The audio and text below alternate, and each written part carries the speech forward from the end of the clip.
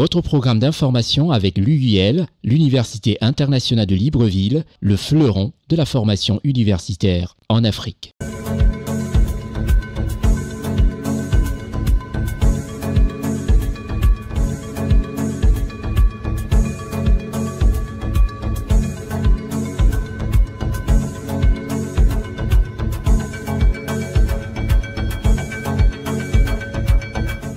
Madame, Messieurs, merci de nous recevoir chez vous à travers ce programme hebdomadaire que nous avons plaisir à vous offrir.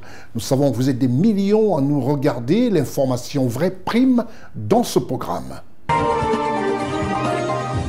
En ouverture de cette émission, un petit coup de gueule. Il est important aujourd'hui que certaines diffamations, certaines âneries, je dirais même de l'imposture cessent envers nos États d'Afrique. Comment peut-on encore de nos jours vouloir troubler la tranquillité des Africains? Que certains soi-disant confidents du passé macabre de nos États, s'ils aiment un tant soit peu notre continent, laissent nos dirigeants africains continuer à construire nos pays, qui ont tant souffert, d'abord de l'esclavage, ensuite de la colonisation, de la France-Afrique et les putschs à répétition. Pourquoi réveille-t-on toutes ces histoires aujourd'hui? Nous comprenons aisément maintenant que le développement de nos pays se fait dans la paix, ne fait plaisir à certains. Sont-ils commandités? Sont-ils simplement des simples aigris?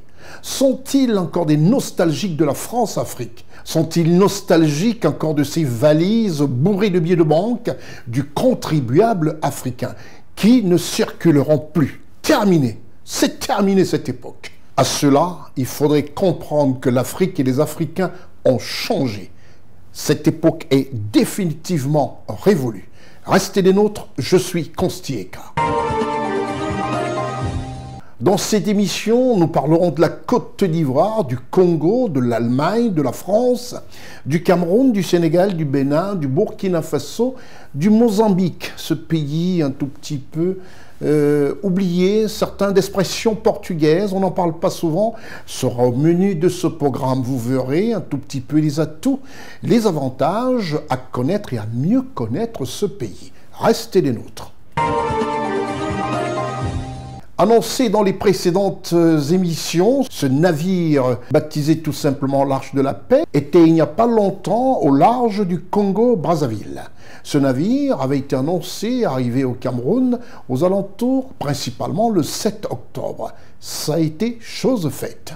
Le navire hôpital chinois Peace Ark est arrivé à Douala, après le Congo, comme je le disais tantôt. Ce sont plusieurs milliers de Camerounais qui vont bénéficier, comme ça, gracieusement, des soins médicaux, et ça, c'est l'aide de la Chine à nos pays africains. Une aide vraie. Stéphane Nego, Charlotte Abdoulaye, Gérard Richard Gozo, Séverin Tchatchoua et Eric Bikek nous en font écho. Le gouverneur de la région du littoral, M. Samuel Dieudonné Iva Adiboua, a présidé le 7 octobre 2024, au quai 8 du port autonome de Douala, la cérémonie d'accueil du navire hôpital Chinese Navy Hospital Ship Peace Ark, en lieu et place du ministre délégué à la présidence de la République, chargé de la défense, M. Joseph Bessiasomo. En présence de l'ambassadeur de la République populaire de Chine, son excellent Wang Yiwu, de Mme Armande Dinbel, vice-présidente du Sénat, du président du conseil régional du littoral, M. Polycarpe Log, du préfet du Vouri, des autorités militaires camerounaises et chinoises et des forces vives de la région. C'est une pluie battante qui probablement est un signe de bénédiction pour l'Arche de la Paix qui vient redonner le sourire à plusieurs Camerounais en détresse. Les vice-amiraux Ying Hongbo et He Yongming, tous deux responsables du Chinese Navy Hospital Ship Peace Ark, ont été accueillis au bas de l'échelle de Coupé par M. Samuel Dieudonné Iva Adiboua, gouverneur de la région du littoral.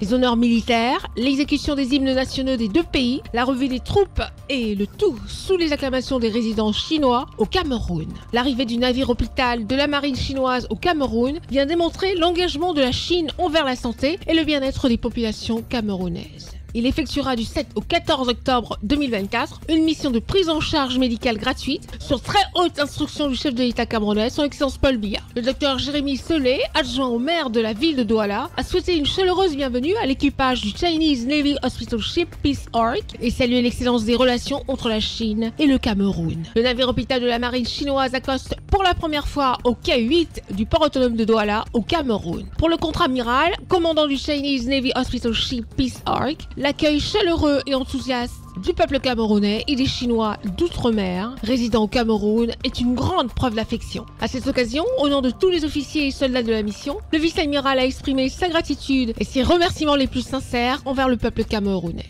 Cette visite s'inscrit dans le cadre des relations de coopération qu'entretiennent la Chine et le Cameroun en matière de sécurité et de la santé qui se consolident au fil du temps. Nous avons eu le privilège de le visiter.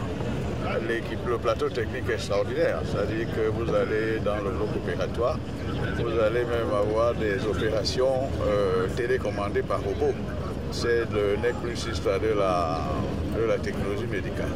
Et puis le bateau a aussi une grande envergure par rapport au bateau que nous avons visité.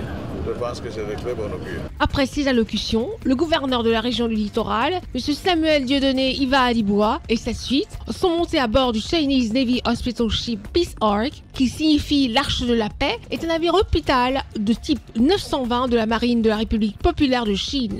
Il a été mis à l'eau en 2007 avec l'intention de donner à la Chine le moyen d'intervenir de manière plus rapide et plus efficace en cas de crise humanitaire à travers le monde.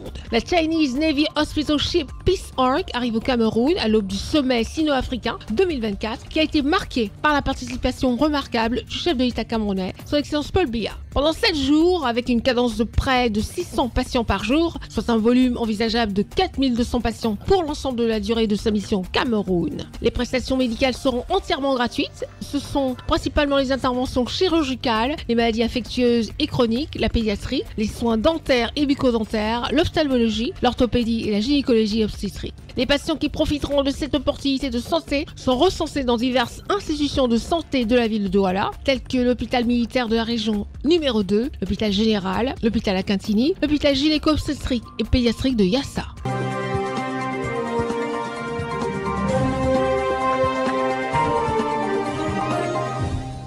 Tout de suite, la Côte d'Ivoire, le pays du président Alassane Ouattara. En Côte d'Ivoire, la coordination du grand parti, le RHDP, soutenu par le ministre Vagondo Diomandé, avec un don de 30 millions de francs CFA. Ceci afin de renforcer les bases du RHDP, ce grand parti politique en Côte d'Ivoire, dans le Tonkepi. Reportage Ousmana Koulibaly, l'évité d'Yvonon, Marcel Bassolé. Le général Vagondo Diomandé, ministre de l'Intérieur et de la Sécurité, a réaffirmé son engagement pour le renforcement des bases du RHDP dans la région du Torpi, dans un geste empreint de générosité. Il a procédé à l'esplanade de l'hôtel communal de Man à une remise de dons d'un montant total de plus de 30 millions de francs CFA. En matériel roulant, dont 18 motos, 18 smartphones, 18 cartons de rames de papier et des fonds numéraires aux 18 secrétariats départementaux du RHDP dans la région du Torpi. Ceci dans l'objectif de faciliter l'opération d'enrôlement des militants du RHDP via la plateforme e-militant. Outre ces équipements, plus de 1700 kits scolaires ont été remis aux familles afin de soutenir ces dernières dans les préparatifs pour la rentrée scolaire 2024-2025. Nous sommes là pour le RHDP. Nous sommes là pour son Excellence, Monsieur le Président du RHDP, Président de la République, qui nous donne des indications, qui est notre inspiration au quotidien et qui préside, comme vous en convenez, aux destinées de ce beau pays, la Côte d'Ivoire. Une des rares au cours desquelles j'accepte de prendre la parole. Pour féliciter le ministre d'État, ministre conseiller à la présidence, notre cher frère Mabri Touakus, pour sa désignation en tant que coordinateur principal du RHDP au niveau du Tonkepi. Et justement, cette fierté-là nous amène à être à ses côtés. Être à côté de Mabri, c'est être à côté de chacun d'entre nous. Parce que c'est lui qui tient le flambeau du RHDP dans la région. Nous devons l'accompagner. Les secrétariats départementaux du RHDP de la région du Torpi ont exprimé leur reconnaissance envers le ministre de l'Intérieur et de la Sécurité, le général Vagondo Diomandé. Et avec donc l'appui important en matériel et en moyens financiers que le ministre Vagondo vient d'octroyer à chaque département politique, nous pensons que nous allons rapidement déployer nos différents délégués sur le terrain pour renforcer davantage donc, l'efficacité de notre action. Je suis très heureuse, je dis merci et nous allons continuer le travail sur le terrain pour manifestement démontrer le un coup KO pour les élections présidentielles de 2025. Nous sommes très heureux et nous voudrions remercier le donateur, M. le ministre général Diomandé Vagondo, pour ce geste qui va nous aider à travailler sur le terrain et atteindre les objectifs qui sont les nôtres. Je voudrais exprimer toute la joie qu'est la nôtre. Nous, les secrétaires départementaux de la région du Tonkpi, membres de la coordination régionale RHDP du Tonkpi, dire merci à M. le ministre de l'Intérieur et de la Sécurité qui, ayant pris la mesure des enjeux, n'est-ce pas, qui ne sont autres que la réélection du président Alassane Ouattara en 2025, et lui-même en tant que fils du président Alassane Ouattara. Le ministre Albert Touakes Mabri, par ailleurs coordonnateur principal du RHDP dans la région du Tonkpi, a quant à lui exprimé sa gratitude et a mis en évidence la solidarité de la coopération entre les différents cadres de la région. Lui dit merci, merci pour cette générosité qui n'a pas commencé maintenant, merci de toujours nous accompagner. Et je voudrais inviter donc tous les coordonnateurs adjoints, les SD, les CGL, les élus, tous les responsables du parti ici, à donner du sien dans cette opération et dans la dernière phase de préparation de la RLE pour que nous puissions atteindre nos objectifs qui sont d'environ 90 000 primo-votants au niveau donc, de la région du Tonkpi. Ces dons du ministre de l'Intérieur et de la Sécurité, le général Vagondo Diomandé, traduisent l'engagement du RHDP à accélérer la mobilisation des militants et sympathisants de la région du Tonkpi à quelques mois des élections présidentielles de 2025.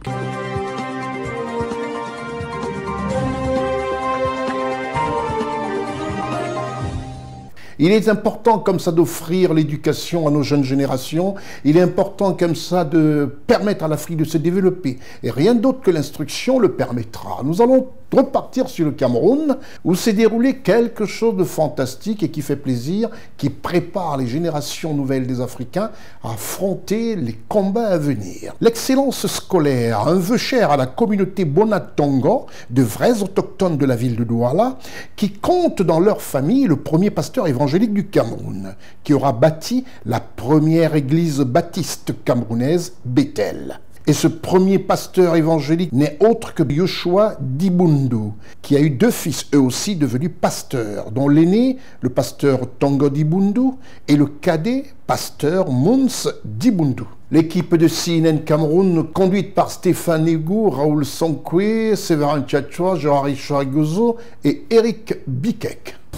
Encourager l'excellence scolaire est une belle tradition chez le peuple douala, et plus particulièrement au sein de la grande famille des Bonatongo. La 6e édition de cette vieille tradition, placée sous le haut parrainage de l'ambassadeur Jacques Kouo Moukouri, s'est ouverte le 6 octobre 2024 à l'Union des Églises Baptistes du Cameroun avec une messe d'action de grâce pour remercier le Seigneur pour ses bienfaits dans la vie de tous les fils et filles Bonatongo et pour la réussite aux différents examens scolaires de leurs enfants. Après la Sainte Seine, c'est à travers des chants de joie et marchant en procession que tous se sont rendus à la salle des fêtes d'Aqua à Douala pour donner de la voix à la 6e édition de l'excellence scolaire Bonatongo.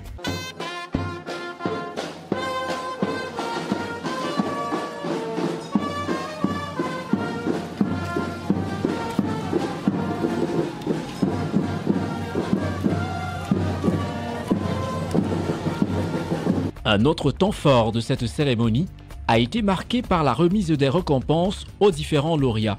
Cérémonie ponctuée par plusieurs allocutions, notamment celle de maître Frédéric Tongobia, commissaire général du comité d'organisation et par ailleurs éminent avocat au barreau du Cameroun. C'est le lieu de rappeler que la force de Bonatongo repose sur 3 fondements. Dieu, l'amour qui n'est pas un vain mot ici, et l'esprit de famille. Donc c'est en me fondant sur tout cet élément et sur ce que je viens de dire que je déclare ouverte la 6e édition de la fête des Bonatongo, dont le parrain est l'un des meilleurs d'entre nous, l'un des meilleurs de toute l'histoire de ce pays, continent, planète que l'on nomme Cameroun. Il s'agit de l'ambassadeur Jacques Ouangoury. Une autre articulation de cette cérémonie est la passation du témoin d'excellence entre le leader de l'édition 2023 et celui de l'année 2024.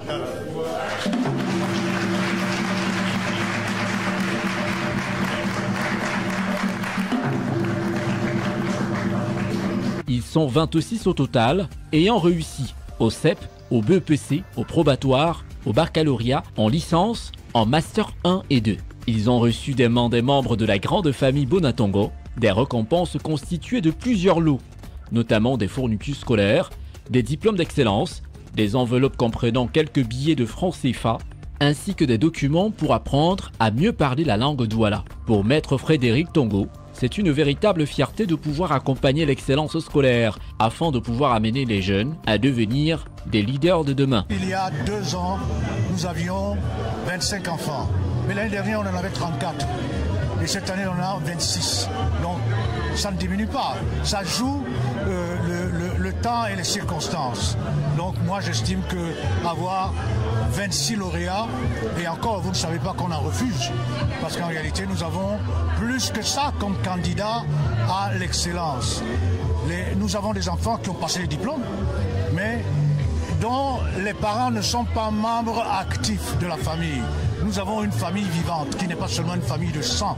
Nous avons une famille qui pratique la solidarité de manière active au quotidien. Donc si tu ne le fais pas, on considère que tu n'es pas dans la famille. Voilà ce que nous voulons dire. En fait, c'est une forme d'excommunication et je suis sûr que personne, et d'ailleurs on le voit, ceux qui sont à l'écart sont malheureux. L'excellence Bonatongo, une 6e édition, qui a rendu les récipiendaires bien heureux. Déjà, je suis très honoré d'avoir reçu le flambeau des représentants des Bonatongo Excellence 2024. Pour moi, c'est un challenge de pouvoir non seulement prouver, c'est un challenge de pouvoir déjà accompagner mes cadets qui viennent en arrière derrière moi afin que je puisse déjà leur montrer le chemin, afin que je puisse également d'une part leur montrer que les efforts qu'on fournit dans la vie sont très importants. Il faut toujours travailler à l'école et que c'est ça en fait qui forge la réussite dans la vie. Une 6e édition tant appréciée par les fils et filles Bonatongo. De voir que de génération en génération, l'excellence, le travail, l'amour pour le pays est véhiculé, ça nous fait très plaisir. Après la remise des parchemins, un dîner de circonstance a été offert par la grande famille Bonatongo pour célébrer avec faste la réussite de leurs enfants qui n'ont pas manqué à leur tour de leur offrir un magnifique spectacle digne de la tradition Sawa. Si l'excellence Bonatongo 6e édition s'est achevée sur une note de joie et de satisfaction, l'édition 2025 est déjà sur les starting blocks. Vivement l'année prochaine.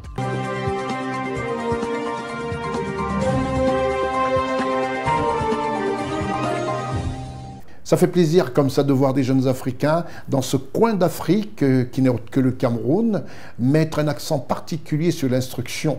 Et ça fait plaisir de voir aussi comme ça toute la communauté encourager les leurs. Puisque nous parlons d'éducation, c'est l'instant du clin d'œil à notre partenaire officiel dont les inscriptions doivent déjà se faire et s'accélérer parce que bientôt la rentrée universitaire. L'Université internationale de Libreville, reconnue d'utilité publique grâce à son partenariat avec l'État, est un établissement privé d'enseignement supérieur à vocation scientifique et technologique composé, entre autres, de l'École polytechnique de Libreville, de la Faculté de droit et des sciences politiques, de l'Institut international de recherche biomédicale et biotechnologie, de l'Institut supérieur de gestion et d'économie appliquée. Et sa toute nouvelle école de médecine et de pharmacie. Son ouverture sur le monde du fait de ses partenariats avec les prestigieuses universités et institutions internationales lui permettent de s'arrimer à plusieurs systèmes de formation et de délivrer des diplômes reconnus.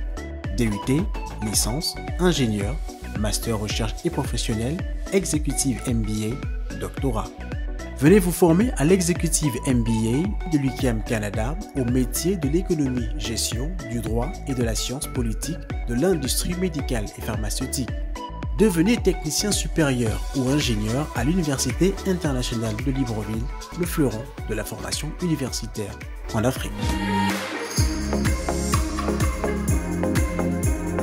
Inscription ouverte pour l'année universitaire 2024-2025. Voilà, tous les parents africains, n'hésitez pas à inscrire vos enfants dans cette université d'excellence du côté du Gabon. Je vous retrouve juste après la réclame. Les deux pays qui ont été choisis pour cette émission ne sont que le Sénégal et le Mozambique. Vous verrez les atouts économiques, touristiques et tout autre comme c'est de tradition dans ce programme. Nous commençons d'abord par le Sénégal. Reportage Constant Ika, Marcel Bassolé.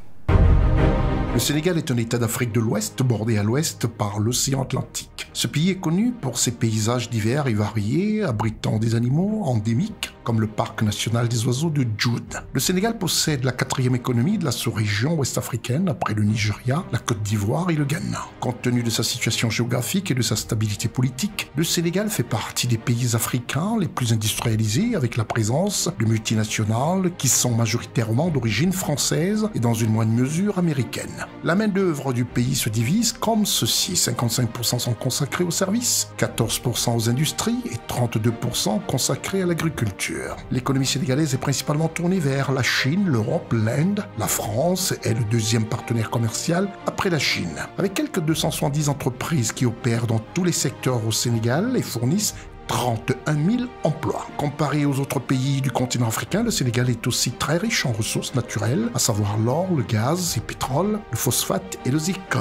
Mais ses principales recettes aujourd'hui proviennent de la pêche, du tourisme et des services. La pêche constitue la principale source de devises au Sénégal. Depuis la réduction de la taxe de douane, cela a dopé l'exportation au détriment de l'écosystème des fonds marins. Le tourisme est développé essentiellement sur le littoral, avec de grands complexes hôteliers internationaux et des hôtels locaux de grande qualité. Le Sénégal est membre de l'Union économique et monétaire ouest-africaine, l'UMOA. Les difficultés économiques dues au poids de la dette ont entraîné un renforcement du syndicalisme. Le syndicalisme au Sénégal a été, dans ses débuts, une force d'opposition au colonialisme, mais à présent, ce sont diverses factions politiques qui soutiennent les organismes syndicaux. Ces syndicats ont la capacité d'organiser une grève dans 2 États voisins ou de participer à des réunions sur le NEPAD.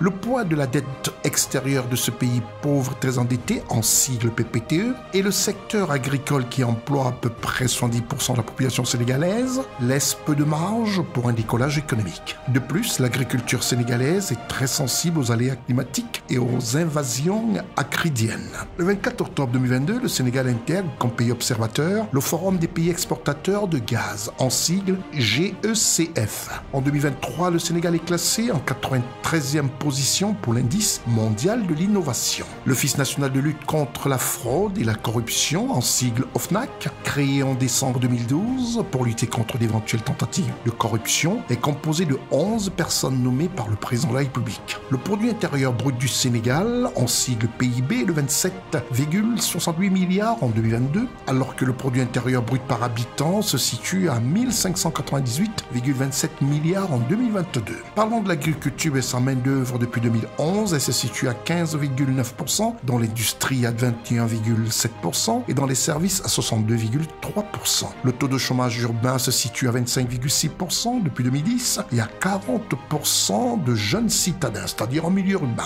La dette extérieure du Sénégal se situe à 4,7%. L'indice de développement humain, par contre, lui, se situe à 0,511% et classe le Sénégal à la 170e place, ensuite à la 191e place. La population sous le seuil de pauvreté se situe à 36%. Le Sénégal est communément appelé le pays de la Teranga. Le terme Teranga désigne des valeurs d'hospitalité, de solidarité et de partage. Nous pouvons affirmer que le peuple sénégalais évolue globalement en société. Il est très collectiviste. De plus, il existe de nombreux groupes ethniques au Sénégal, tels que les Soninké, les Mandingues, les Lebou, les Peuls, les Diola, les tout-couleurs, etc. En parallèle aux ethnies, on y trouve les castes. Les ethnies et les castes ne sont pas liées. Les ethnies représentent les gros groupements culturels. Le système des castes, lui, représente les hiérarchisations sociales. Cette hiérarchisation sociale prend des bases sur le métier exercé par les ancêtres des années en arrière. Dans le système des castes, on retrouve les nobles appelés guerres,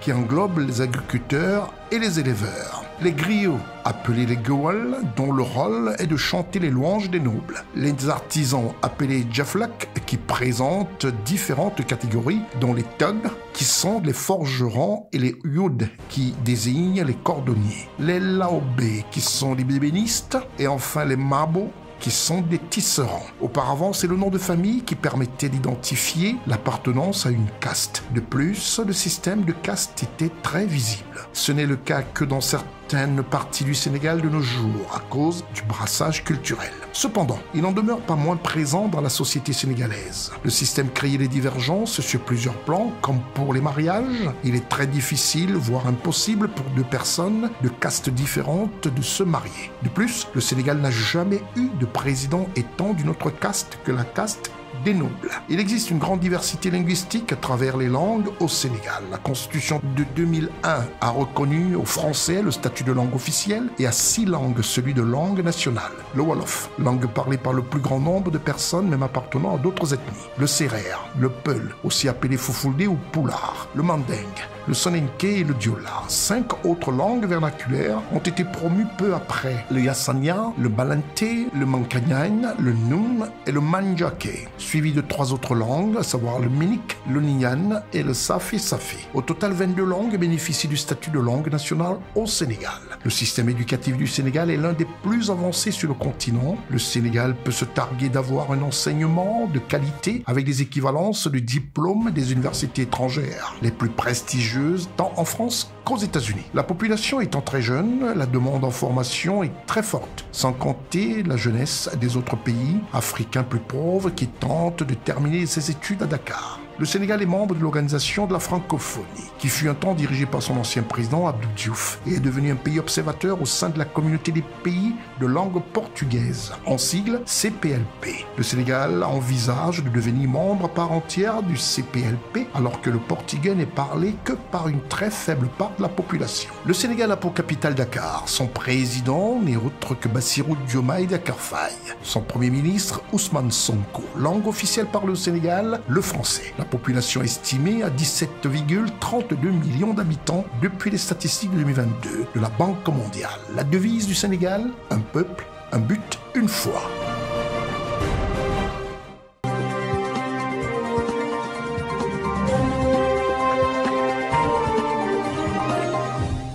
Voilà qui permet de mieux connaître le Sénégal. Du Sénégal, un saut pour le Cameroun. Au Cameroun, on parle de la 6e session ordinaire du comité des ministres de l'Agence de supervision aérienne en Afrique centrale. Voilà qui donne aussi à réfléchir avec ce déficit de compagnies aériennes sur le continent africain. Heureusement que la Côte d'Ivoire a cette compagnie Air Côte d'Ivoire qui fait énormément plaisir pour les déplacements de certains Africains qui nous évitent de faire des gymnastiques appelées pratiquement des gymkhana pour se rendre dans nos différents pays. Cette 6e session qui s'est déroulée au Cameroun et qui a regroupé comme ça les ministres du transport de certains pays de la CEMAC, je crois, CNN Cameroun nous en fait un écho sur la direction de Stéphane Égou. Le vendredi 4 octobre 2024, la ville de Douala, capitale économique du Cameroun, a été le théâtre d'un événement d'envergure pour l'aviation civile en Afrique centrale. En effet, la 6e session ordinaire du comité des ministres de l'Agence de supervision de la sécurité aérienne en Afrique centrale a été présidée par M. Gontran Jomo Ahaba, ministre des Transports de la République centrafricaine et président en exercice de l'Agence de supervision de la sécurité aérienne en Afrique centrale. Cérémonie qui a rassemblé des ministres, des représentants de la communauté économique et monétaire d'Afrique centrale et des acteurs majeurs du secteur de l'aviation. M. Jean-Ernest Massenangale Bibé, ministre camerounais des Transports, a activement pris part à cette rencontre, réaffirmant l'engagement du Cameroun à promouvoir une aviation civile sûre et compétitive. Cette étape importante de la coopération sous-régionale où la ville de Douala a été honorée d'accueillir des experts et décideurs pour échanger sur des questions de sécurité et de développement de l'aviation. Monsieur le ministre-président, la ville de Douala est très honorée du dévolu que vous avez bien voulu jeter sur elle pour abriter les assises de cette 6e session ordinaire du comité des ministres de l'agence de supervision de la sécurité aérienne en Afrique centrale. L'un des enjeux majeurs de cette session portait sur l'amélioration de la sécurité aérienne à travers la mise en œuvre des normes internationales édictées par l'Organisation de l'aviation civile. Les discussions de cette session mettront l'accent sur l'importance pour les pays de la zone CEMAC d'atteindre un taux de compétitivité d'au moins 80% aux recommandations de l'Organisation de l'aviation civile dans les années à venir, pour atteindre l'objectif souhaité qui est de garantir une intégration régionale efficace en Afrique centrale. Le Premier ministre, chef du gouvernement, sous le haut patronat du chef de l'État, a inauguré l'année passée l'école de formation de la Cameroun Civil Aviation Authority. C'est donc une école qui a des infrastructures importantes, des infrastructures modernes et qui est agréée par l'Organisation de l'aviation civile internationale. L'intégration régionale dans le domaine de l'aviation civile est essentielle pour surmonter les défis d'infrastructure et de faciliter la mobilité en Afrique centrale. Oui, il y a des avancées parce que lors de la dernière session, nous avons adopté des règlements communautaires. Donc aujourd'hui, nous sommes à la phase transitionnelle. Et je pense que d'ici 2025, tous les États membres de la CEMAC vont passer à l'application du règlement communautaire. Le défi majeur actuel pour nos États, c'est d'atteindre les objectifs de ce plan mondial de sécurité. Grâce à la coordination des États membres, notamment de l'Agence de supervision de la sécurité aérienne en Afrique centrale, l'Afrique centrale se positionne comme un acteur clé dans le transport aérien en général. La 6e session ordinaire du comité des ministres de l'Agence de supervision de la sécurité aérienne en Afrique centrale à Douala a consolidé les bases pour un avenir aéronautique prospère en Afrique centrale où la sécurité, la coopération et la modernisation sont les maîtres mots.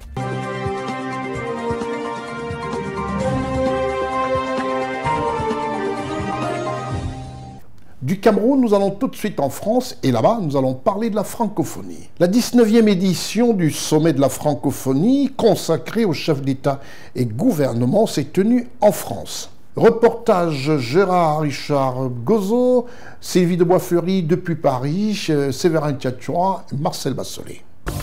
Le 19e sommet des chefs d'État et de gouvernement de la francophonie s'est achevé ce samedi. Le président de la République du Tchad, chef de l'État, son Excellence Mahamat Idriss Déby Itno, a été représenté par le ministre d'État, ministre des Affaires étrangères et de l'intégration africaine, de la coopération internationale et des Tchadiens de l'étranger, M. Abderrahmane Koulamala, lors des travaux qui ont eu lieu au Grand Palais de Paris. Dans ses résolutions sur les situations de crise, de sortie de crise et de consolidation de la paix dans l'espace francophone, la séance du huis clos des dirigeants des pays membres a salué le retour à l'ordre constitutionnel au Tchad, tout en réitérant sa disponibilité à poursuivre son appui en faveur de la consolidation de la paix et de la démocratie. Après Villiers-Cotterêts hier, Paris a pris le relais pour la seconde journée des travaux du 19e sommet des chefs d'État et de gouvernement de la francophonie. Au cours de la séquence plus axée sur les thématiques du sommet, les délégations des pays membres ont notamment examiné le rapport de la 45e session de la conférence ministérielle et celui des activités de la secrétaire générale de la francophonie. Une communication de l'Assemblée parlementaire de la francophonie sur le thème du sommet a été faite. La séance plénière à laquelle le président de la République du Tchad, son Excellence Mahamat Idriss Déby Itno, a été représenté par le ministre d'État, ministre des Affaires étrangères, de l'intégration africaine, de la coopération internationale et des Tchadiens de l'étranger, M. Abderrahmane Koulamala, a été également marqué par les tables rondes thématiques avec pour la première fois la participation de jeunes créateurs, innovateurs et entrepreneurs de la société civile autour du thème « Créer, innover et entreprendre en français ». Les conversations dans les couloirs ont été intenses. Elles ont continué toute la journée avant le huis clos des chefs d'État et de gouvernement des pays membres de plein droit. Session qui a permis d'examiner diverses situations internationales de crise avec un fort besoin de réaffirmation de la place de la francophonie sur la scène internationale.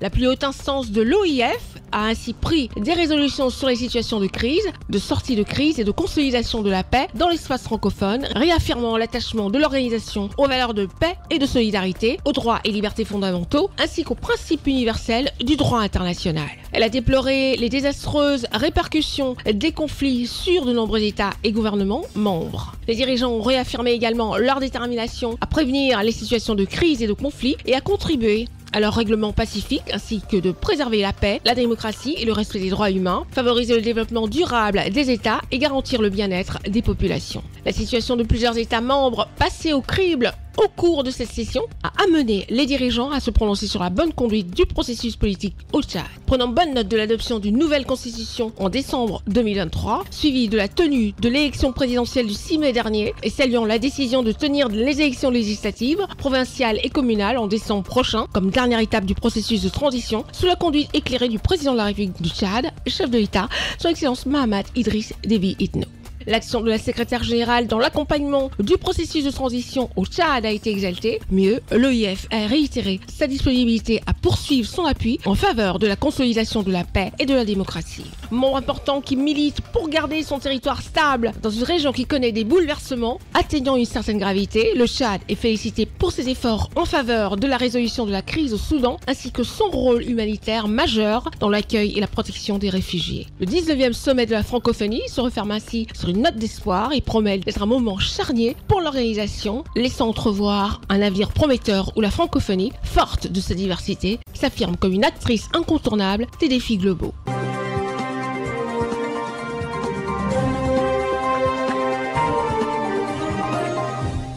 Après ce sommet de la francophonie en France, nous allons quitter Paris pour Brazzaville. Brazzaville, au Congo, le pays dirigé par son Excellence Denis Sassou Nguesso. Et au Congo, nous parlons du colloque APEC sur le financement de la filière agricole. Reportage Séverin Tchatchoa, Johari Chagozo, Raoul Sonkwe, Eric Mikek, Marcel Bassolé. Après avoir examiné pendant 2 jours différentes thématiques avec des experts sur la problématique du financement agricole, le rôle des fonds de garantie en Afrique, la protection des consommateurs en matière de services financiers et les problématiques rencontrées par les banques pour recouvrir les créances. Lors de ce 2e colloque, l'Association des établissements de crédit, également connue sous le nom de l'APEC, a annoncé son engagement à soutenir financièrement les groupements agricoles. Nous sommes tombés d'accord sur un certain nombre de choses, en particulier qu'il était nécessaire pour les promoteurs agricoles de s'organiser en, je dirais, groupement pour se diriger vers les banques s'ils ont besoin de financement. Un promoteur agricole seul peut très difficilement monter un dossier de crédit qui soit bancable. Et donc, nous considérons, que ce soit nous ou même le gouvernement à travers le ministre, qu'il est nécessaire de constituer ces groupements agricoles qui permettent une meilleure structuration et une meilleure visibilité pour rassurer les banques quant à la décision de les accompagner. Les partenaires de l'APEC, comme le FIGA, ont également manifesté leur volonté de fournir un soutien multiforme pour favoriser le développement de l'agriculture en République du Congo. Notre rôle, c'est d'apporter des garanties pour limiter les risques de financement auprès des petites et moyennes entreprises et des artisans. Pour nous, c'était déjà présenter la solution et ensuite écouter aussi les positions de nos amis des banques. Nous sommes, entre guillemets, un peu une partie de la solution de cette problématique. Actuellement, l'APEC, qui prévoit tenir la 2e édition de ce colloque en 2025, est constituée de 9 banques qui collaborent pour rendre l'économie bancaire stable et prospère au Congo.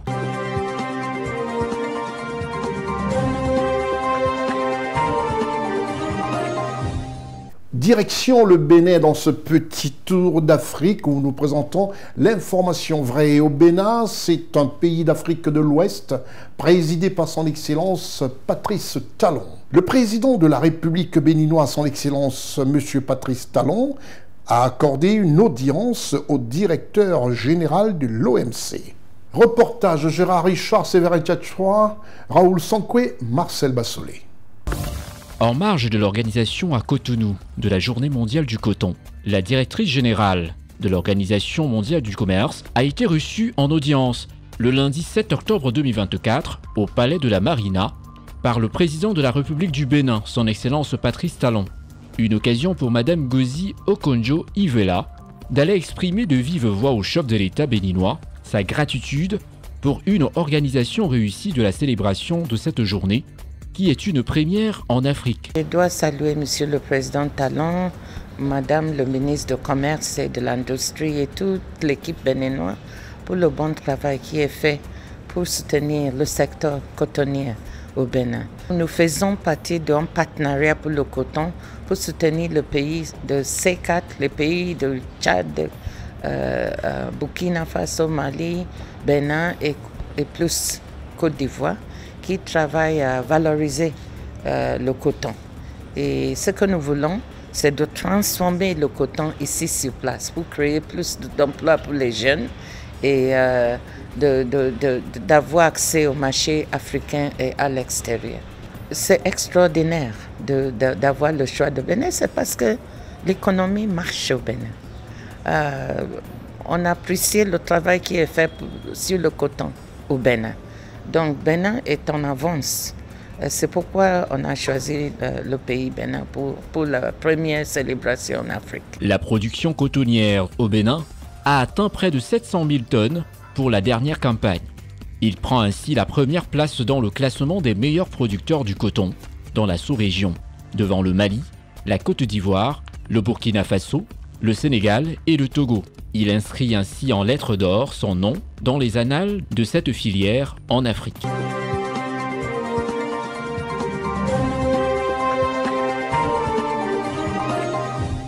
Nous restons toujours en Afrique de l'Ouest, nous quittons le Bénin pour le Burkina Faso, le pays des hommes intègres. La mise en service officielle de la Banque postale du Burkina Faso est effective. Ceci afin de jouer un rôle essentiel dans le financement de l'économie nationale. Reportage Raoul Sonkwe, Séverin Tchatchoua, Gérard Richard Gozo, Marcel Bassolé. La Banque postale du Burkina Faso est un outil financier qui vise à jouer un rôle essentiel dans le financement de l'économie nationale, mais également et principalement dans le domaine de l'inclusion financière. Elle occupe la 16e place dans le paysage des banques au Burkina Faso, avec un capital social de 15 milliards de francs CFA. Cette banque commerciale est une filiale de la Poste du Burkina Faso, qui en est l'actionnaire principal. La Banque postale se veut être un vecteur de changement, un outil d'inclusion financière pour chaque citoyen de ce pays, qu'il soit en milieu urbain ou rural. En proposant des services bancaires accessibles, modernes et adaptés aux réalités économiques de nos concitoyens, nous ouvrons la voie à une bancarisation de masse et contribuons à l'automatisation économique des Burkinabés. Notre ambition est claire, faciliter l'accès aux services bancaires pour les plus vulnérables, appuyer les PME et jouer un rôle moteur dans le développement de notre économie nationale. Avec la numérisation de nos services et la modernisation de nos infrastructures, nous visons à rendre les transactions plus simples, plus rapides et plus sécurisées pour tous. La création de cette banque postale reflète la volonté du gouvernement de faciliter l'accès aux services bancaires pour les couches vulnérables. Cette vision de l'autorité du Burkina Faso se constitue grâce au leadership du président de la République du Burkina Faso, le capitaine Ibrahim Traoré, qui procède lui-même à l'ouverture de la porte de la postale du Burkina Faso à la clientèle. Que cette institution soit une banque pour tous, des ménages, des très petites, des moyennes et des grandes entreprises, des grands groupes, mais aussi des éleveurs, des agriculteurs, des jeunes entrepreneurs et des commerçants. Je vous invite à diversifier vos services, notamment à l'égard de la diaspora, à poursuivre la digitalisation pour répondre aux besoins de mobilité de vos clients et à rendre les services bancaires plus accessibles, tant physiquement que financièrement. La Banque postale du Burkina Faso, définie comme une banque de proximité, est accessible à tous. Elle dispose de 2 agences à Ouagadougou, mais ses responsables travaillent en se basant sur le réseau existant de la Poste au Burkina Faso. Les principaux actionnaires de la Banque postale du Burkina Faso sont entre autres la Poste du Burkina Faso, la Chambre de commerce de l'industrie du Burkina Faso, la Loterie nationale du Burkina Faso, le Fonds de développement économique et social du Burkina Faso, la Caisse nationale de sécurité sociale, la Caisse autonome des retraites des fonctionnaires et la Sonarvie.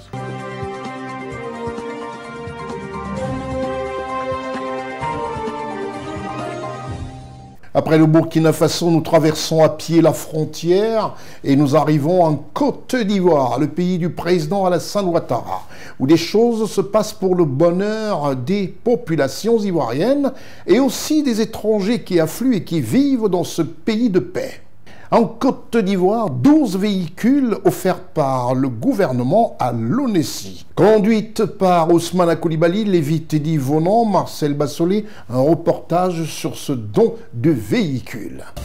En adoptant la stratégie nationale de l'état civil, l'Office national de l'état civil et de l'identification travaille à mettre en œuvre la politique du gouvernement en couvrant l'ensemble du territoire national.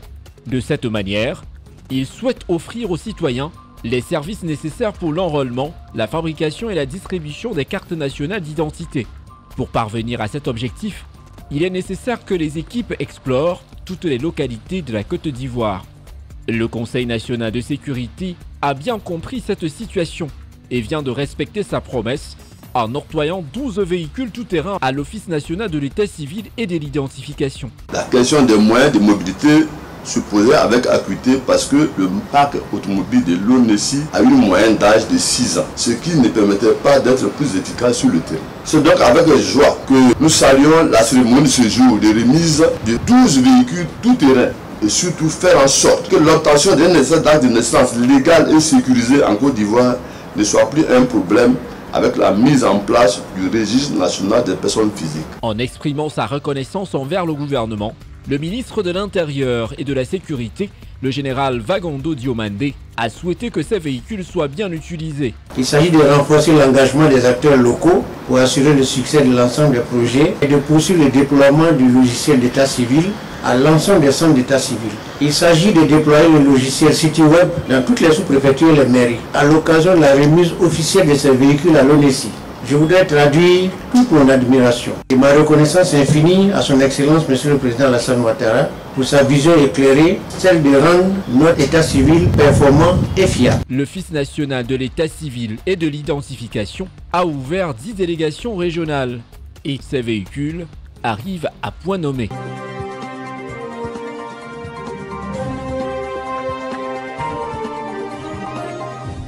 Un des derniers empereurs, c'est le petit sobriquet de ses collègues, chefs d'État. Le président Denis Sassou Nguesso du Congo est une personnalité politique qui plaît énormément à ses concitoyens. Et dans son pays, de nombreuses évolutions pour le bonheur des Congolais se font. Dans ce pays, le Congo-Brazzaville, le Conseil des ministres du 7 octobre 2024, présidé par son Excellence, M. Denis Sassou Nguesso, ont vu de nombreux projets allant des exercices 2023 au financement 2025 et des comptes publics et portefeuilles de l'État revus, corrigés et amendés. Reportage Raoul Sankoué, Gérard Richard Gozo, Séverin Tchatchoua et Marcel Bassolé. Le lundi 7 octobre 2024, un conseil de ministres s'est tenu sous la présidence de son Excellence Denis Sassou Nguesso, président de la République du Congo et chef de l'État. À l'ordre du jour de cette session gouvernementale, il y aura le projet de loi portant loi de règlement pour l'exercice 2023, ainsi que le projet de loi portant loi des finances pour 2025. Les deux dossiers sont présentés par le ministre du Budget, des Comptes publics et du portefeuille de l'État. Le premier dossier concerne le bilan de l'exécution du budget de l'État pour l'exercice 2023, tandis que le deuxième propose une projection du projet du budget de l'État pour l'exercice 2025, en prenant en compte les défis qui se présentent en République du Congo. Le Congo doit relever de nombreux défis, tels que la réhabilitation de l'équilibre financier, le paiement régulier des salaires, des pensions et autres dépenses de l'État, ainsi que la fourniture régulière de l'eau et de l'électricité. Au titre du ministre du Commerce, des approvisionnements et de la consommation, a statué sur le projet du décret numéro 2022/370 du 29 juin 2022 portant approbation du plan de résilience sur la crise alimentaire 2022-2023. En effet, le gouvernement avait adopté ce plan alors que l'environnement international avait été caractérisé par une hausse significative des prix des produits de première nécessité en raison de la Covid-19 et du conflit russo-ukrainien sur le plan international. Ce plan constitue alors un bouclier pour les agents économiques et les ménages. Après une période de 12 mois d'application, cette loi inclut des mesures administratives et fiscales. Au cours de ce conseil de ministres, le gouvernement pourrait mettre fin à ce plan.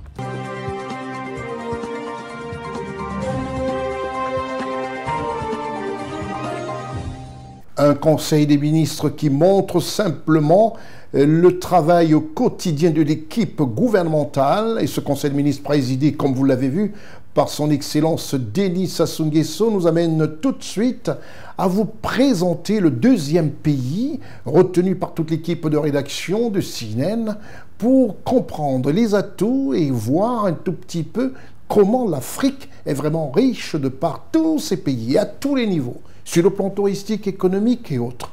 Notre continent africain a besoin de cela et c'est aussi le vœu de ce programme, de cette émission, de vous présenter la vraie Afrique. Et nous allons vous présenter tout de suite le Mozambique. Reportage Constant Rica, Marcel Bassolé. Le Mozambique est un pays du sud de l'Afrique dont le littoral de l'océan Indien est parsemé de plages populaires comme celle de Tofo, ainsi que des parcs marins situés au large. Dans l'archipel des Quirimbas, s'étendant sur 250 km d'îles coralliennes, l'île d'Ibo, couverte de mangroves, abrite de ruines remontant à l'époque du colonialisme portugais. Au sud, l'archipel Bazaruto comprend des récifs qui protègent des espèces marines rares, notamment des dugongs. 70% de religion, dont le catholicisme constitue 26,2% de la population, l'islam, principalement sunnite, 18,3%, le sionisme chrétien, 15,1%, l'évangélisme pentecôtisme, 14,7%, l'anglicanisme, 1,6%, le judaïsme, hindouisme, hébaïsme, 4,7%, et aucune affiliation religieuse s'y situe à 19,4%. Indice de développement humain du PNUD depuis 2022 le situe à 183e place sur 193. Le Mozambique est confronté depuis 2017 au terrorisme islamique, groupe Al-Shabaab, ayant prêté allégeance à l'État islamique, ayant provoqué plus de 5000 morts et 1 million de déplacés internes. Le Mozambique a été contraint de faire appel en 2021 à l'aide bilatérale du Rwanda, un contingent de 2200 militaires et 800 policiers. Puis la force régionale Samim de 2000 hommes, dont le mandat a pris fin le 15 juillet 2024. Les opérations militaires qui sont menées depuis, essentiellement du fait des forces de défense rwandaises, ont produit des résultats positifs. Le groupe Al-Shabaab a en effet perdu sa capacité de contrôle territorial. Les djihadistes conservent toutefois une capacité de nuisance significative avec des exactions qui se sont étendues au sud du Cabo Delgado et dans le nord de la province de Nampula. Après une relative accalmie en 2023, la situation sécuritaire s'est dégradée de nouveau depuis décembre 2023, avec plusieurs attaques terroristes d'ampleur. Macomia le 10 mai 2024, pour ne citer que celui-là. L'Union européenne est un partenaire du Mozambique dans la réponse à la crise sécuritaire du Cabo Delgado. Ces soutiens connaissent une évolution importante avec d'une part la prolongation du soutien rwandais jusqu'en janvier 2028, le déploiement de 2000 soldats supplémentaires sur le terrain et l'envoi de moyens aériens offensifs, et d'autre part la transformation du budget 2024 de la mission de formation en sigle EUTM en une mission d'assistance militaire en sigle EUMAM pour un mandat de 2 ans. De surcroît, alors que la Samim s'est retirée du Cabo Delgado le 15 juillet 2024, les troupes sud-africaines et tanzaniennes resteront à titre bilatéral sur le terrain jusqu'à la fin de l'année. Le Mozambique est régulièrement classé parmi les pays les plus vulnérables aux conséquences du changement climatique. En 2019, les cyclones Idai et Kenneth ont frappé la région de Beira et le Cabo Delgado. En 2020 et 2022, le pays a subi la tempête Eloise, à nouveau dans la région du Beira, et le cyclone Gombe en mars. Membre fondateur de la Communauté de développement d'Afrique australe, en sigle SADC, le Mozambique cherche à valoriser son positionnement géographique de débouché maritime des régions enclavées d'Afrique centrale. Le pays a présidé la SADC en 2020 et 2021. Les relations avec l'Afrique du Sud sont étroites. Premier partenaire économique du Mozambique, ces relations sont nourries par le voisinage, l'attraction économique et les relations historiques des partis frères anti-apartheid en sigle ANC et en sigle Frelimo. Le Mozambique est également partie prenante au mouvement des non-alignés depuis 1976. Le Mozambique cherche par ailleurs à diversifier ses partenariats. La Chine est un partenaire important, second partenaire commercial, premier créancier bilatéral du Mozambique avec 39% de l'encours ou 2,2 millions de dollars de dette, moins 21% de la dette totale. Le Mozambique entretient également des relations denses avec la Russie, soutien russe pendant la lutte pour l'indépendance et pendant la guerre civile, et s'est toujours abstenu lors des votes onusiens sur l'agression russe en Ukraine. Le pays entretient également des relations étroites avec les États-Unis, montant élevé en sigle d'APD Guinée, projet gazier d'ExxonMobil dans le Cabo Delgado, l'Inde, priorité accordée au secteur de l'agriculture et la sécurité alimentaire, transfert des technologies dans les domaines de l'information et de la communication, énergie et l'eau. Quant au Rwanda, l'entretien régulier entre les deux pays, signature de plusieurs accords en 2023. Les investissements rwandais dans le nord du pays en contrepartie de leurs interventions armées au Cabo Delgado et le Portugal, lien privilégié avec le Mozambique en raison de l'histoire commune.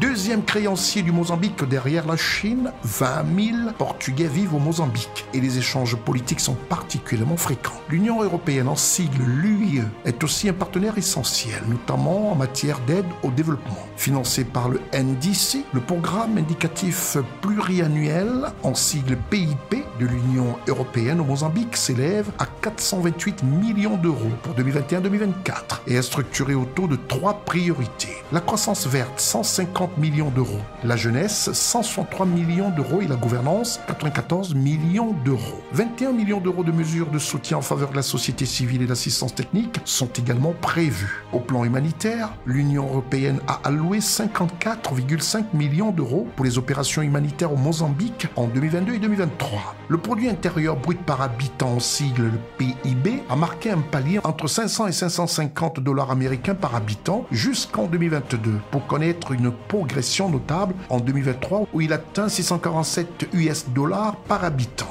La croissance économique parvenant à absorber la forte natalité, plus de 2,9% par an en moyenne, 33,9 millions d'habitants en 2023 selon les Nations Unies.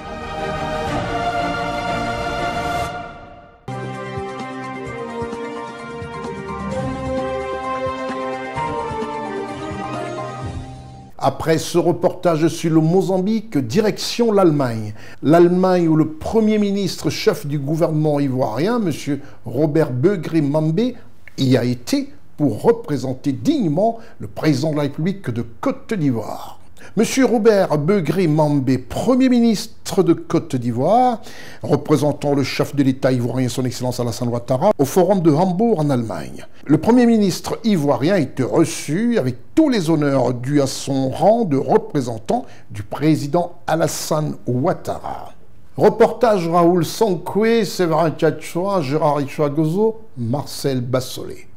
À Hambourg, le chef du gouvernement ivoirien, M. Robert Begré-Mambé, est accueilli par le chancelier allemand, M. Olaf Scholz, et le vice-président du Sénat de Hambourg, M. Peter Schunzer. La ville de Hambourg est actuellement le centre de réflexion sur le développement durable et le Premier ministre ivoirien représente le président de la République de Côte d'Ivoire, son Excellence Alassane Ouattara, à cette conférence internationale. La conférence débute dans quelques instants et les délégations arrivent les unes après les autres. La Chambre de commerce de Hambourg affiche complet, au premier rang, le Premier ministre ivoirien, M. Robert Begré-Mambé, et à ses côtés, la Première ministre de la Barbade, Mme Mia Mottley, et son Excellence Nangolo Mbumba, président de la République de Namibie, et le chancelier allemand, M. Olaf Scholz. Dès le début de cette conférence, il est demandé aux décideurs politiques internationaux et aux dirigeants mondiaux de discuter des questions les plus pressantes concernant la durabilité et de travailler sur des solutions évolutives.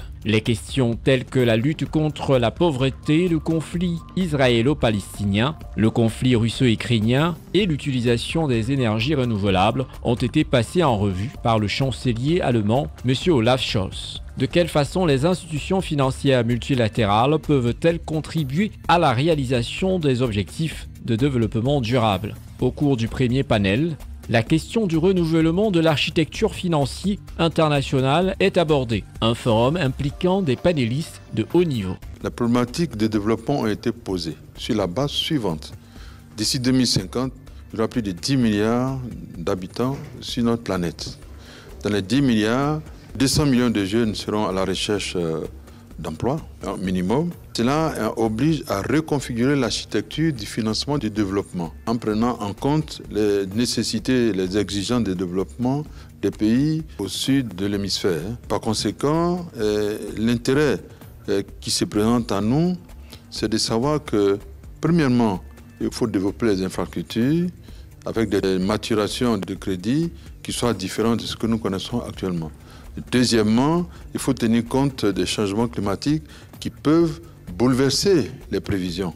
L'Afrique produit moins de 7% des gaz à effet de serre. Par contre, subit plus de 60% des agressions climatiques. Par conséquent, il y a une équation à trouver entre cette réalité. Désormais, les financements doivent s'appuyer sur un mécanisme nouveau qui donne la possibilité à l'Afrique de promouvoir les infrastructures, de s'occuper de la jeunesse, des hommes, des femmes, de s'armer contre les changements climatiques qui pourraient bouleverser nos économies. Les mécanismes de financement doivent s'appuyer aussi sur le crédit vert. Et là, il y a toute une panoplie de mécanismes qu'il faut savoir déployer.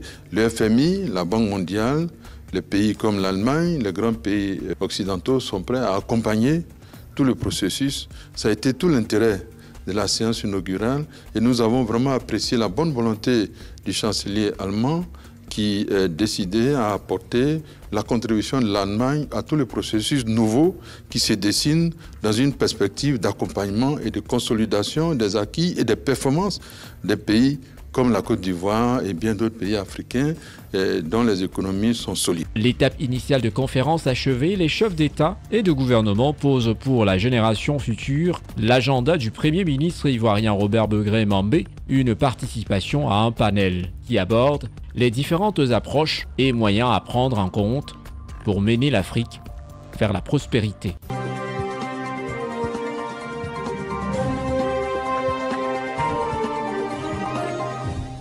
Nous allons quitter l'Allemagne où le chef du gouvernement ivoirien, le Premier ministre Robert Begré-Mambé, a dignement représenté la Côte d'Ivoire pour le Cameroun. Et au Cameroun, nous allons évoquer un sujet toujours qui concerne l'instruction. C'est une journée spéciale qui a été dédiée aux enseignants. Comme vous le savez tous, la journée mondiale des enseignants a une date. Celle-là a été célébrée à Douala avec la présence de nombreuses personnalités politiques, dont le gouverneur de la ville de Douala, M. Dieudonné Iva Diboa. Reportage Stéphane Négou, Charlotte Abdoulaye, Gérard Richard Gozo, Séverin Tchatchoua, Eric Bikek. La journée mondiale des enseignants est célébrée le 5 octobre de chaque année. C'est une occasion pour les seigneurs de la craie d'exprimer leur opinion et de poser leurs nombreux problèmes en ayant pour témoin la communauté nationale et internationale.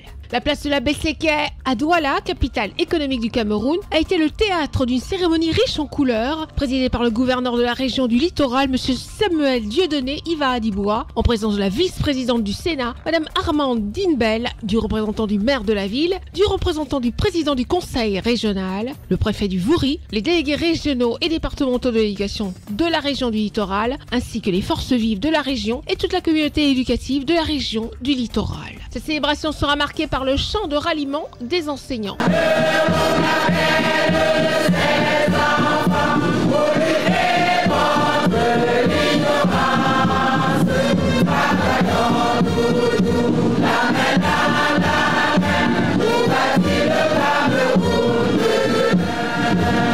Placé sous le thème « Valoriser les droits des enseignants vers un nouveau contrat social », les enseignants n'ont pas hésité à exprimer leur opinion. Valoriser l'enseignant nécessite de reconnaître et d'écouter les voix, les hurlements et les pleurs des enseignants dans le cadre de l'amélioration de la qualité de notre système éducatif. Le lancement, il y a 3 jours, du concours de recrutement de 3000 instituteurs dans le cadre de la 6e phase du 4e programme de contractualisation en cours au Minédu. Face à cet effort consenti par l'État, l'enseignant devrait prendre conscience et se poser certaines questions. Nous ne saurons occulter les difficultés auxquelles sont astreints ces enseignants. Selon M. Samuel Dieudonné Iva Adiboua, le gouverneur de la région du littoral, les enseignants, malgré les difficultés, jouent un rôle crucial dans l'éducation nationale en tant que partenaire clé de l'État. Des dispositions seront prises visant à améliorer leurs conditions de vie. Hier, nous avons promis le changement de paradigme et nous avons eu. Nous avons dit que les enseignants ne doivent plus pleurer, ils ne doivent plus se complaindre, ils doivent s'orienter vers les incubateurs. Mais cette journée était également l'occasion pour les autorités de gratifier des médailles et des palmes académiques aux enseignants les plus méritants. Ce sont ensuite des enseignants des grands jours qui ont livré un défilé devant les autorités et parents administratifs. Quelques enseignants n'ont pas manqué de livrer leur impression au micro de CNN. Un sentiment de joie. C'est un sentiment de joie qui m'emporte avec cette distinction que je viens de recevoir. Ça parle beaucoup plus à nos chefs. Il faudrait qu'ils nous valorisent parce que le président, le gouverneur, le préfet est ce qu'il est parce qu'il est passé par nous. Il ne reste plus qu'à souhaiter une collaboration franche, sincère et permanente entre le gouvernement et les enseignants pour aboutir à un nouveau contrat social. Sa bonne exécution peut aboutir à une prise en charge optimale de l'apprenant par l'enseignant et permettre une éducation de qualité pour le triomphe du système éducatif camerounais.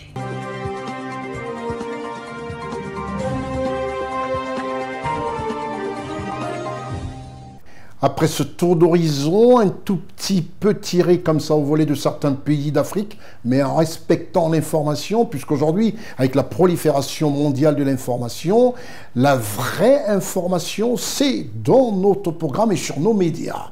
Il est important aujourd'hui pour nous, comme ce se fait de coutume dans ce programme, de réserver un grand format à ce qui se fait de mieux dans certains pays. La Côte d'Ivoire retient notre grand format et c'est celui que nous allons vous proposer dans un instant. Dans ce grand format, nous allons nous focaliser sur la santé. Certains de nos chefs d'État, certains de nos gouvernants sont reprochés à l'extérieur, surtout en Occident, de ne pas mettre un axe sérieux sur la santé, sur nos hôpitaux, et de voir toujours comment nos politiques ou encore des personnes aisées d'Afrique sont toujours soignées à l'étranger et non dans leur pays respectifs. En Côte d'Ivoire, un accent est mis sur la santé. Vous verrez la vision politique gouvernementale sur le problème de la santé en Côte d'Ivoire. Les infrastructures, la vision d'un homme, du chef de l'État ivoirien, ainsi que de réalisations. Et tout cela avec des propos des Ivoiriens recueillis par l'équipe de CNN Côte d'Ivoire, grâce à la caméra d'Ousmane Koulibaly, assisté de Lévite Vonon, et à la post-production Marcel Bassolé. C'est l'heure de notre grand forum. Je peux dire merci au gouvernement d'avoir réhabilité ces hôpitaux pour les malades. Vraiment, c'est un soulagement pour les malades et la population. Donc, il mérite un remerciement. Je pense que c'est une très bonne initiative parce qu'après, on n'aura plus besoin d'aller à l'extérieur. Pour ceux qui n'ont pas vraiment les moyens, on pourra rester juste au pays, se soigner ici. Et puis aussi, il y a toutes ces personnes qui sont loin, on va dire dans les villages, dans les villes reculées, qui pourront avoir accès à la santé. Et je pense qu'en les réhabilitant, on aura aussi un rabais au niveau du coût de la santé. Donc, quelque part, c'est très bon. Mais il ne faut pas oublier aussi les hôpitaux qui sont là déjà depuis des années. Il faut les réhabiliter également et puis mettre à disposition ces nouveaux matériels-là pour que tout le monde puisse avoir accès à la santé. Et puis on dira que la santé a moins de coûts pour tous. Pour la construction déjà des hôpitaux à l'intérieur et le fait de réhabiliter ces hôpitaux avec de nouveaux matériels, c'est déjà un bon acte du gouvernement. Voilà, c'est un bon acte du gouvernement dans le sens où ça permet déjà aux parents, à nos parents, de pouvoir se traiter sur place. Et surtout aussi pour les fonctionnaires qui n'ont pas besoin de venir sur Abidjan pour se faire traiter. Donc la construction de nouveaux hôpitaux et aussi les réhabiliter avec de nouveaux matériels permet aussi la prise en charge, d'assurer aussi les parents, les fonctionnaires malades, voilà, de les suivre correctement, nos parents aussi, et surtout aussi les femmes qui sont les femmes enceintes, voilà, par exemple. Réhabiliter les hôpitaux, en tout cas, c'est très important. Voilà, c'est bien pour les gens, les démunis, c'est bien aussi pour tout le monde, pour tous ceux qui n'ont pas les moyens pour aller soit en France ou bien pour aller se faire soigner. C'est bien de rester ici en Côte d'Ivoire et rester dans son local pour pouvoir se faire soigner. Et j'aimerais ajouter un truc dessus que les 4 CMU qu'ils ont ajouté, qui nous ont fait payer, il faudrait que ça soit vraiment gratuit, on puisse se soigner gratuitement. Voilà, c'est juste un additif pour moi. Le nouveau matériel que le gouvernement donne aux hôpitaux permet à ce que certaines maladies soient traitées. Certaines maladies soient effectivement traitées pour que les gens ne partent plus en Europe se faire soigner, qui restent dans leur propre pays pour qu'on puisse les aider, les soigner. J'apprécie l'initiative du gouvernement et j'aimerais bien que dans cette lancée, que le gouvernement continue toujours à soutenir sa population pour qu'elle puisse avoir confiance et rester en Côte d'Ivoire. Il fait beau vivre en Côte d'Ivoire et la Côte d'Ivoire est un très beau pays. Le gouvernement travaille et si au moins sur le développement de la santé ici en Côte d'Ivoire, je dirais que c'est déjà un atout et un point évolutif vraiment sur le plan moderne et sur le plan aussi, comme on le dit, progrès et je dirais même aussi vraiment politique.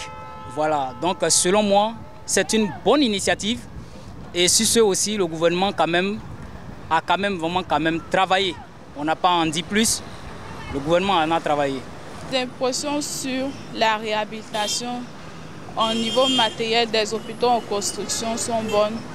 D'abord, je tiens à remercier l'État de Côte d'Ivoire pour tout ce qu'il fait pour le bien-être de la population. Pour ma part, c'est une très belle initiative car, vu les conditions de vie défavorables de tout chacun, l'État a très bien fait de réhabiliter ces hôpitaux-là, tels que Anyama, Daloa, Benjerville, Taï et j'en passe.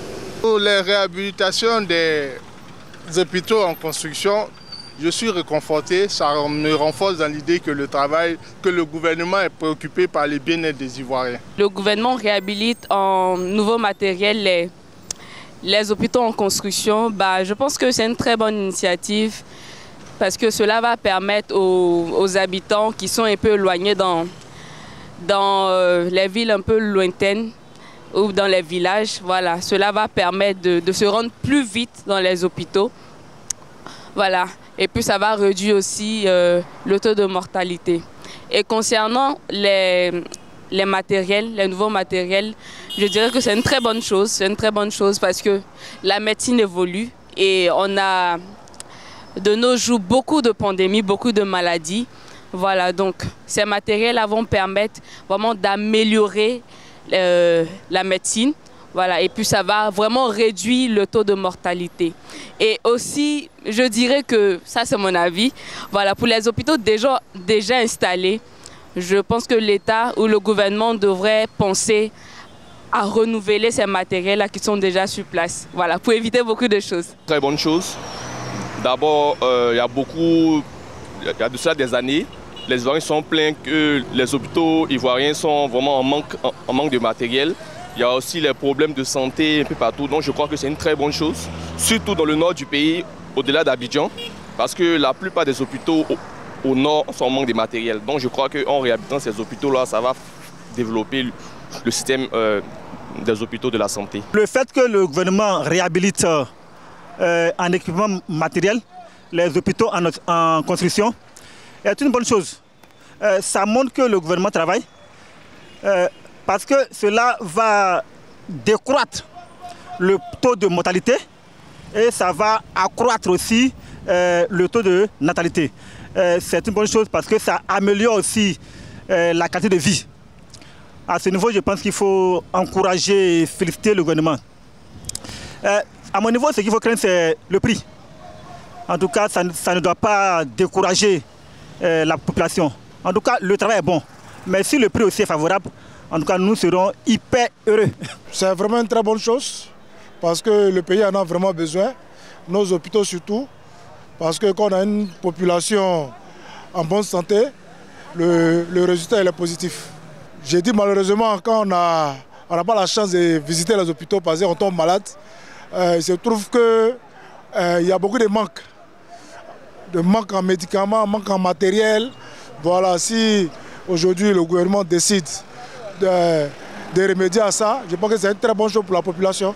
Pour la réhabilitation en matériel des hôpitaux, c'est déjà une bonne chose. Merci au gouvernement. Et ça permet aussi à nos parents malades de se soigner aussi facilement. Donc c'est une bonne chose. Encore merci au gouvernement. Le gouvernement réhabilite les hôpitaux en construction, en nouveau matériel. Et je pense que c'est une très bonne chose. Pour que le pays puisse se développer, il faut des gens qui soient en bonne santé.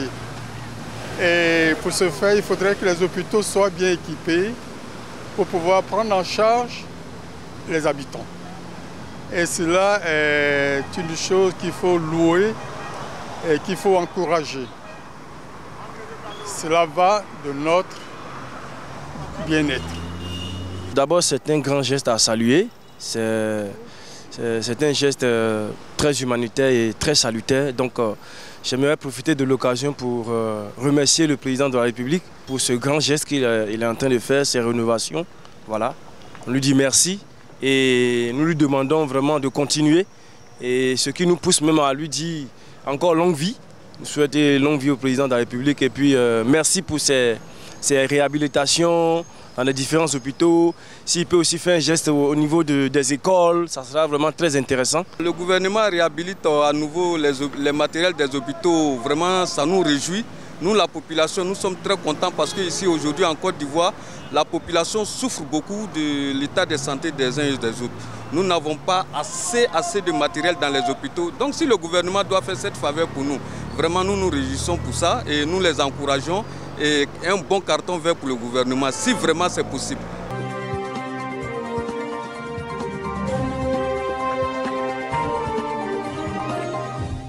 Tout en vous rappelant de rester sur votre petit écran et de regarder les multidiffusions de ce programme ainsi que les informations relayées par la programmation de Lévite et d'Yvonan et de rester toujours sur les cnntv.ci et n'hésitez pas à aller faire un tour sur www.siwebinfo.net pour voir en replay toutes les informations africaines. C'était votre programme d'information avec l'UIL, l'Université internationale de Libreville, le fleuron de la formation universitaire en Afrique. Tout en remerciant toutes mes équipes de CNN, CNN Cameroun, CNN Gabon, CNN France, CNN Côte d'Ivoire, qui se battent pour vous donner toutes ces informations vraies. N'oubliez pas, très bientôt, nous serons du côté de la Colombie avec la COP16, ainsi qu'Azerbaïdjan pour la COP29, et à Riyad, toujours pour de la COP. Je suis Consti Eka. Au revoir.